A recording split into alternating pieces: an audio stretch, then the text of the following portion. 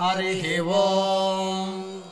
अग्ना विष्णु सजोषसे मा वर्धन्तु वां गिरः युम्नैर्वाजेभिरागतम् वाजश्च मे प्रसवश्च मे प्रयतिश्च मे प्रसितिश्च मे धीतिश्च मे क्रतुश्च मे स्वरश्च मे श्लोकश्च मे श्रावश्च मे श्रुतिश्च मे ज्योतिश्च मे सुवश्च मे प्राणश्च मे पानश्च मे व्यानश्च मे शुश्च मे